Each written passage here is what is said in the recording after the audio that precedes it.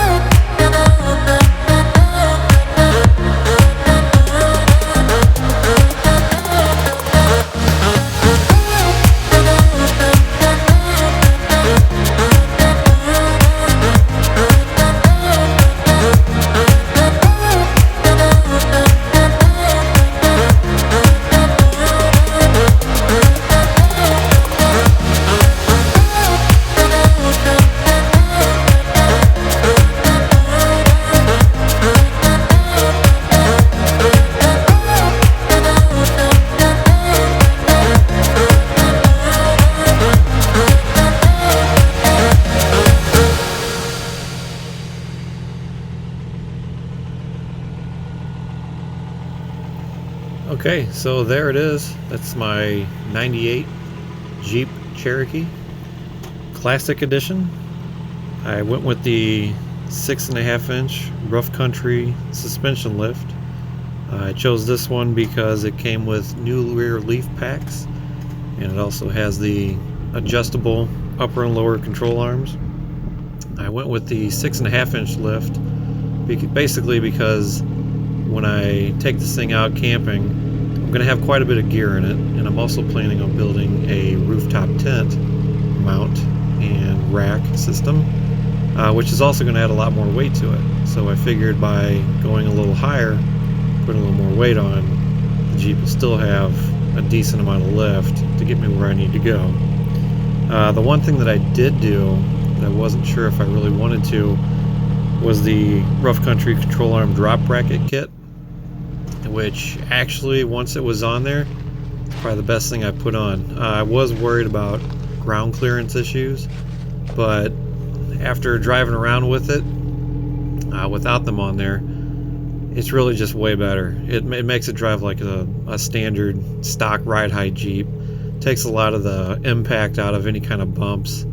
If you're thinking about getting one, I'd recommend doing it.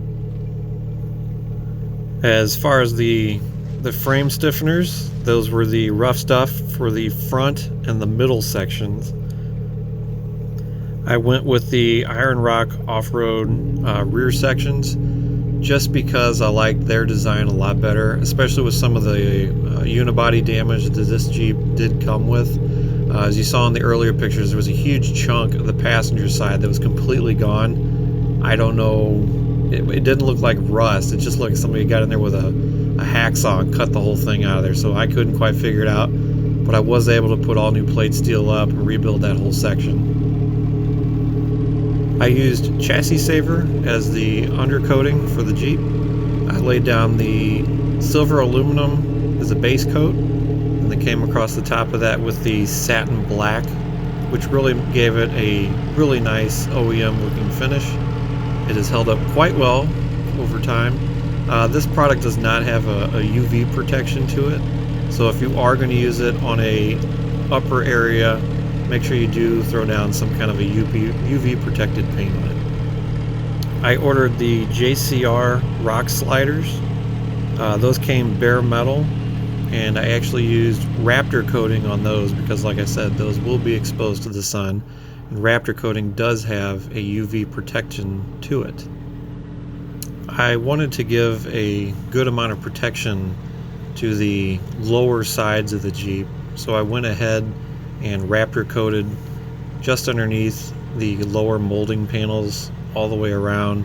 I also did the midsection of the frame stiffeners and a lot of the undercarriage that was going to be exposed to rock damage or mud, stuff like that. The chassis staver works great up in like the hard to reach areas, the tunnel, trans tunnel, back by the fuel tank.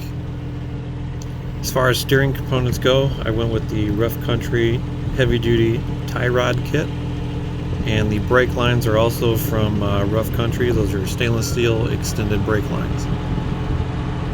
I put the Rough Country steering stabilizer shock on, and I'm running the ECCPP wheel adapter spacer kit. They're 1.25 inch wide, so that I can get the stock Jeep Wrangler wheels to fit. On the rear of the Jeep, I'm running the Smittybilt XRC rear bumper with tire swing out carrier, and on the back of that I modified a front runner drop down camp table to fit. The front bumper is an EAG front bumper, and I'm also running the Harbor Freight ZXR 12,000 pound winch. If you haven't seen it before, check out my video. Did a little review on that one. It's over in the playlists. Now, before I started really tearing into this thing, I did bring it in while it was not lifted because it's easier to work on. I did normal stuff. I replaced the radiator. I replaced the water pump. Thermostat, did some light duty work to it. It did have a typical valve cover gasket leak. When I pulled it off, this thing's got 258,000 miles on it. And I can tell you, as long as you do your oil changes, these things will keep going. When I pulled that valve cover off, I expected to see a big sludgy mess.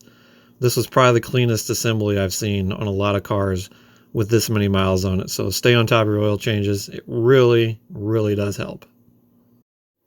Well, that'll do it for this video. I hope you liked it. Thanks for watching. Thanks for subscribing. If you have any questions, drop a comment down below. I'll be sure to check it and make sure I get an answer out to you. If you liked what you saw, give me a thumbs up.